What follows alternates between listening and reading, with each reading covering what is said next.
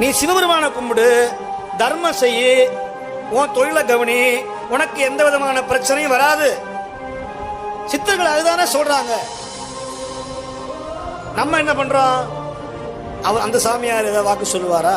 இந்த சாமியார் குறி சொல்லுவாரா? இவர் தகடு கொடுப்பாரா? ஆம மோதிரம் கொடுப்பாரா? ஒன்று வாங்கினா ஒன்று ஃப்ரீங்கிறா. யாருக்கு மாற்றுறதுன்னு தெரியல. டிவியில் வேற ஆம மோதிரம், அதை வாங்கி போட்டால் இவன் ஆமையாயிருவான். அட பாவிகளா, இதைத்தானே ஞான சம்பந்தர் காலங்காலமாக எதிர்க்கிறார். இதைத்தானே நாவுக்கரசர் எதிர்த்தார். இதைத்தானே சுந்தரர் எதிர்த்தார். இதைத்தானே மாணிக்கவாசகர் போட்டு உடைச்சார். சிவபெருமானுக்கு உனக்கும் புரோக்கரே தேவை கிடையாது, திருவாசகத்தை பாடு, சிவன் காட்சி தருவான்னு சொன்னாரே மாணிக்கவாசகர். இதைத்தானையா சொல்றோம். அதை அப்படியே கொண்டு வந்து சேர்த்தார் தாய்மான் அடிகள். அதை இன்னும் மாடல் பண்ணினார் நம்முடைய வள்ளல் பெருமான்.